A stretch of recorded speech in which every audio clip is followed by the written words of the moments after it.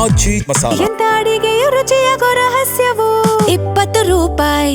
ಇತ್ತ ರಾಜ್ಯದಲ್ಲಿ ಜೋರಾಗುತ್ತಲೇ ಇದೆ ನೈಸ್ ರೋಡ್ ಜಟಾಪಟಿ. ಡಿಕೆ ಸುರೇಶ್ ಬಾಲಕೃಷ್ಣ ವಿರುದ್ಧ ಮತ್ತೆ ಎಚ್.ಡಿ. ಕುಮಾರಸ್ವಾಮಿ ಅವರು ಕಿಡಿಕಾರಿದ್ದಾರೆ.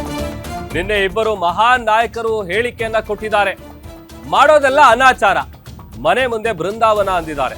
ಹೌದು, ನಾವು ಕೈ ಮುಗಿಯೋದು ಸಂಸ್ಕೃತಿಯ ಬೃಂದಾವನಕ್ಕೆ, ಆದ್ರೆ ಅವರದ್ದು ಸೂಟ್ ಕೇಸ್ ಬೃಂದಾವನ ಅಂತ ಟಾಂಗ್ ಕೊಟ್ಟಿದ್ದಾರೆ ಎಚ್.ಡಿ.ಕೆ ಅವರು.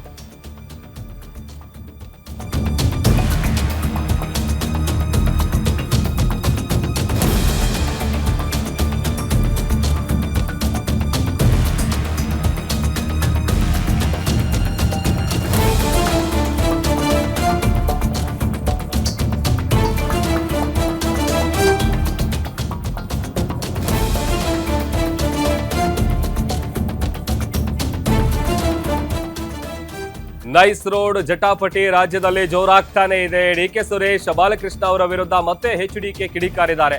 ನಿನ್ನೆ ಇಬ್ರು ಮಹಾನ್ ನಾಯಕರು ಹೇಳಿಕೆ ಕೊಟ್ಟಿದ್ದಾರೆ. ಮಾಡೋದೆಲ್ಲ ಅನಾಚಾರ, ಮನೆ ಮುಂದೆ ಬೃಂದಾವನ ಅಂತ.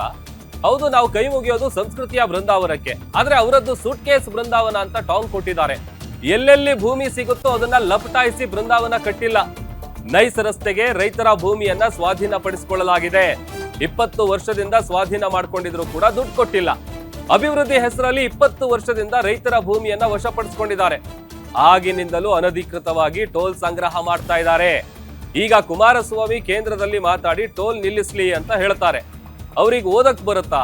ಆ ರಸ್ತೆ ಕರ್ನಾಟಕ ರಾಜ್ಯ ಸರ್ಕಾರಕ್ಕೆ ಸೇರಿದ್ದು. ಆ ಟೋಲ್ ನಲ್ಲಿ ಇಲ್ಲಿವರೆಗೆ ಹಣ ಕಲೆಕ್ಟ್ ಮಾಡಿರೋದೇ ದೊಡ್ಡ ಅಕ್ರಮ. ಸಚಿವ ಬಾಲಕೃಷ್ಣ ಅವರ ವಿರುದ್ಧ ಕೇಂದ್ರ ಸಚಿವರಾದಂತಹ ಎಚ್.ಡಿ. ಕುಮಾರಸ್ವಾಮಿ ಅವರು ಕಿಡಿಕಾರಿದ್ದಾರೆ.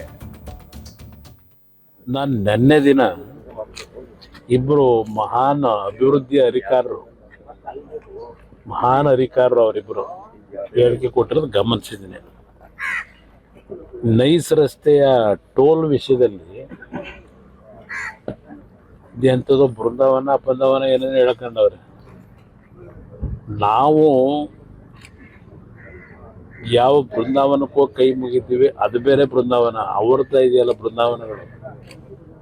ದಿನ ಸೂಟ್ ಕೇಸ್ ಇಟ್ಕೊಂಡ್ಬರೋರನ್ನ ಎಲ್ಲೆಲ್ಲಿ ಭೂಮಿ ಸಿಗ್ತದೆ ಅಂತ ಹೇಳಿ ಲಪಟಾಯಿಸ್ತಕ್ಕಂಥ ಕೆಲಸ ಮಾಡ್ತಕ್ಕಂಥ ಬೃಂದಾವನ ಕಟ್ಟಿಲ್ಲ ನಾವು. ನಮ್ಮ ಸಂಸ್ಕೃತಿಯ ಬೃಂದಾವನ ಕಟ್ಟಿ ಪೂಜೆ ಮಾಡೋರು ನಾವು. ಕಾರ್ಯಕರ್ತರನ್ನ ಸುಮ್ಮನೆ ಎತ್ಕಟ್ಟಿ ಅಭಿವೃದ್ಧಿಗೆ ವಿರೋಧ ಮಾಡೋರಲ್ಲ ನಾವು. ಅವರನ್ನು ಹೇಳ್ಕೊಂಡವ್ರಲ್ಲ ನಿನ್ನೆ ಅಧಿಕಾರ ಮಹಾನುಭಾವ. ಯಾವ ನೈಸ್ ರಸ್ತೆನಲ್ಲಿ ರೈತರ ಭೂಮಿನ 20 ವರ್ಷದಿಂದ ಅಕ್ವೈರ್ ಮಾಡಿ ದುಡ್ಡು ಕೊಡದೆ 20 ವರ್ಷ ಆಗಿದೆ. ಅದರ ಹಿನ್ನೆಲೆಯಲ್ಲಿ ಓದಕ್ಕೆ ಬರುತ್ತೆ. ಅವಕ್ಕೇನಿದ್ರು ಟೇಪು ಎಲ್ಲಿ ಭೂಮಿ ದೋಖ ಹಾಕ್ಬೋದು ಅನ್ನೋದು ಲೆಕ್ಕಾಚಾರ ಮಾಡೋದು.